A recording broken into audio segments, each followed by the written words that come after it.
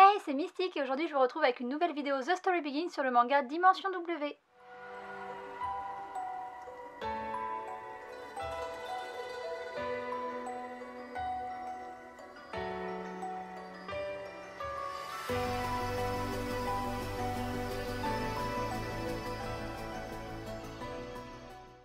Exactement comme pour Yotsuba que j'ai présenté il y a pas très longtemps, ça fait un moment que je vous parle du manga Dimension W et plus particulièrement de son auteur Yuji Iwahara qui est mon mangaka préféré. J'en ai parlé dans plusieurs vidéos, il est sur la liste des mangas que je veux présenter depuis le début de ma chaîne, donc depuis plus de 2 ans, et puis récemment Mathilde en commentaire m'a demandé si j'allais faire une vidéo The Story Begins dessus, donc c'était l'occasion de la faire, donc la voici cette vidéo et je commence tout de suite par la présentation. Dimension W c'est un seinen publié chez Kiyun et comme je l'ai déjà dit, c'est dessiné et scénarisé par Yuji Iwahara. Il a écrit et dessiné beaucoup d'autres mangas, quasiment tous ont été publiés en France, je les ai tous, donc il y a L'œil du loup, Darker Than Black, Le Roi des Ronces, Nekoten, Le Monde de Misaki et je crois que j'ai fait le tour. Et donc c'est des mangas qui parlent de thèmes très variés. Le manga il a été publié à partir de 2011 au Japon, il y a 14 tomes en cours, c'est d'ailleurs le manga le plus long de l'auteur.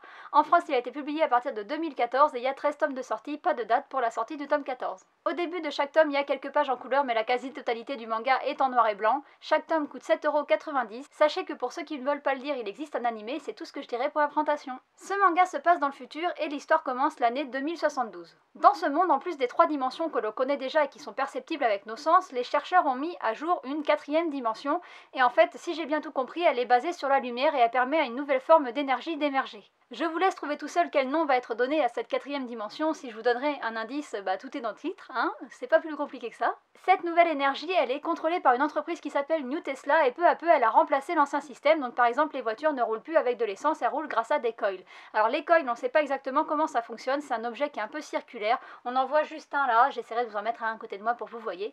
On ne sait pas comment ça fonctionne, mais comme souvent, quand il y a un nouvel objet qui apparaît sur un marché, il y a des gens qui en font des faux ou qui en font un mauvais usage. Et donc, il y a des cols illégaux qui vont apparaître. Le héros de l'histoire, il s'appelle Kiyoma, il a horreur de cette nouvelle technologie. Il roule par exemple avec une voiture qui consomme de l'essence alors que l'essence coûte extrêmement cher, genre 20 € le litre, je crois, dans le manga. Et donc, ce qui est paradoxal, c'est que même s'il déteste cette nouvelle technologie, il est récupérateur de cols illégaux, donc il a des missions et il doit aller récupérer les cols des gens qui les utilisent pour faire des mauvaises choses. Sa boss va le mettre sur une nouvelle affaire qui est de récupérer des coils illégaux détenus par 2 frères et en fait pendant cette mission il va rencontrer Mira. Alors Mira elle a pas de chance parce que c'est une jeune fille qui vient d'être kidnappée par un des 2 frères qui veut en faire sa petite chose et donc elle se retrouve en fait mêlée à cette histoire et quand Kiyoma vient pour intervenir et récupérer les coils, elle est là, elle se retrouve au milieu de la bagarre et Kiyoma on va se rendre compte qu'il est très désagréable et qu'il s'en fout complètement d'elle, il veut remplir sa mission, il est exécrable, si elle meurt il s'en fout et donc elle va finir par être obligée de se défendre toute seule et on va se rendre compte qu'elle a une force surhumaine.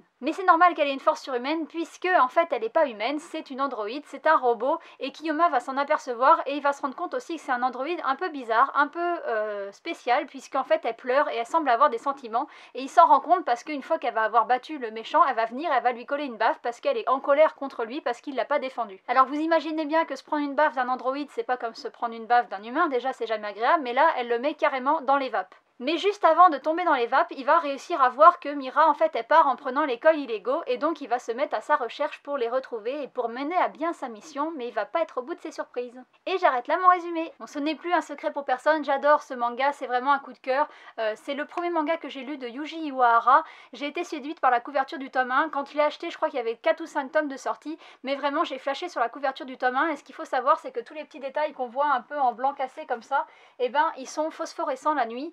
Si on les a mis à la lumière avant et c'est vraiment un détail qui rappelle vraiment le côté énergie et coil du manga et j'ai trouvé que c'était un détail vraiment super cool. Mais même sans ça, le dessin de la couverture est très beau et d'ailleurs le mangaka a une patte particulière, on reconnaît tout de suite ses mangas grâce à sa manière de dessiner. Après c'est comme pour tout, y en a qui aiment, il y en a qui aiment pas, moi j'adore vraiment et j'ai beaucoup aimé les dessins à l'intérieur. J'ai aussi beaucoup aimé l'histoire, quand j'ai lu le tome 1 en fait j'ai tout de suite été acheter les autres tomes qui étaient sortis parce que j'ai vraiment adoré. Par contre j'ai été surprise de la tournure que prenait l'histoire, je m'attendais pas à ce que ça parte comme ça, alors j'ai pas du tout été déçue, j'ai été juste surprise, je m'attendais pas à ce que le manga parte sur ça, et c'est le manga le plus long de ce mangaka, et donc j'ai été surprise aussi qu'il y ait autant de tomes, il y en a 14, c'est toujours pas fini, donc voilà, l'histoire est vraiment très riche, très bien faite, et très bien menée, c'est...